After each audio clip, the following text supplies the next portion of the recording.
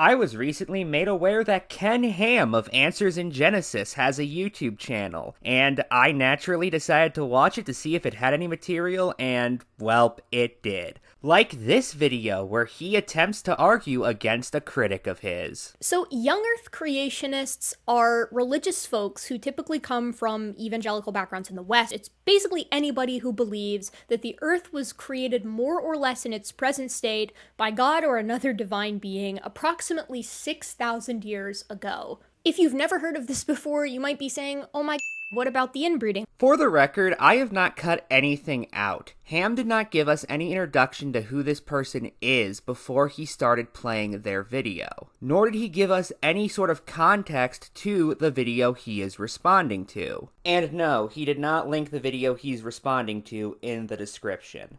Well, surprise, surprise. This person who's an atheist doesn't believe the Christian message. Wow, what a surprise. Of course, it's not a surprise. We know that this person who rejects God is going to reject the Christian faith and reject the Bible. Now it's interesting.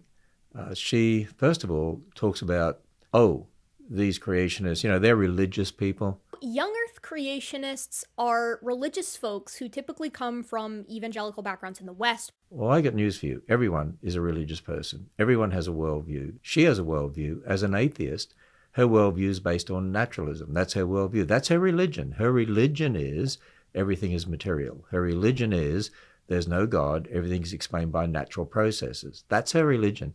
I am not even going to bother responding to Ken's point here because, to be blunt, it has nothing to do with the argument at hand. This person did not say that being religious was bad. They just said that young Earth creationists are religious, and if everyone is religious, like Ken claims, then that statement is completely accurate. It's an attempt to call out hypocrisy where no hypocrisy exists. This person did not say that being religious was bad. Now, that might be what they believe, it might not be. I don't know, but we can't infer that based solely off of what Ken has played so far. And what is interesting to me is she's mocking Christianity, of course, and those who believe the Christian message, and she uses the phrase, my God. You might be saying, oh my, what about the inbreeding?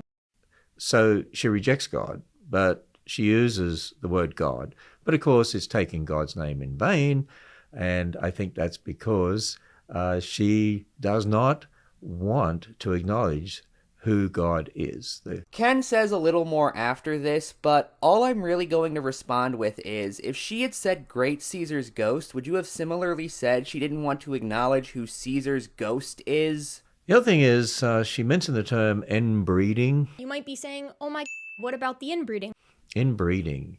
Of course, that'd be a reference to the fact that the Bible says God made Adam and Eve. They had sons and daughters, who then had sons and daughters, who then had sons and daughters. And obviously, originally, from a perspective of biblical history, brothers had to marry sisters. Well, here's the thing. Number one, when you get married, you marry a relative, because we're all humans.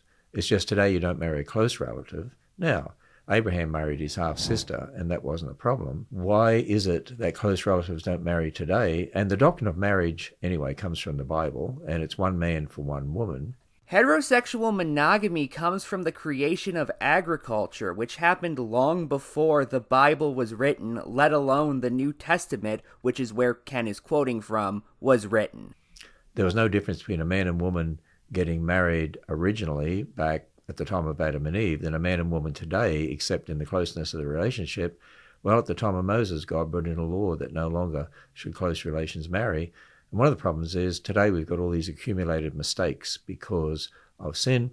And so if those mistakes get together in the offspring, they can cause problems. That's why it's better to marry someone further away in relationship from you. Where did you get that impression, Ken? Because even theologically, I would love to see some evidence for that.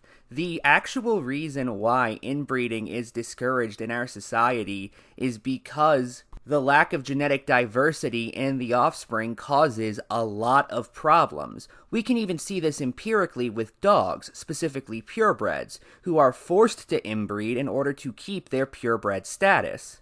All of this inbreeding means that the average purebred dog is sicker than, well, a dog. 60% of golden retrievers die of cancer. A third of King Charles Spaniels have skulls that are too small for their brains. Great Danes are so huge that their hearts can't support their bodies, and, well, as for little tiny dogs, have you ever seen a little tiny dog that looked happy?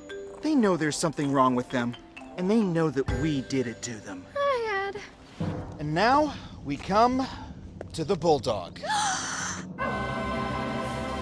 Oh, he is so cute. Yeah, he is. If you find total genetic failure cute. 100 years ago, the bulldog was a proud breed, but a century of inbreeding has ruined them. Their noses are so squashed they can barely breathe. Their heads are so big they can only give birth by cesarean section. Their tails can become ingrown. They basically all have hip dysplasia, and their average life expectancy is 6 years. But even that principle of close relations not marrying itself comes from the Bible. Then why was it still considered wrong in civilizations such as ancient Greece? Anyway, that's all I want to cover, so final thoughts? Ken Ham has no understanding of history. I don't know what else I can say. Good night and good luck.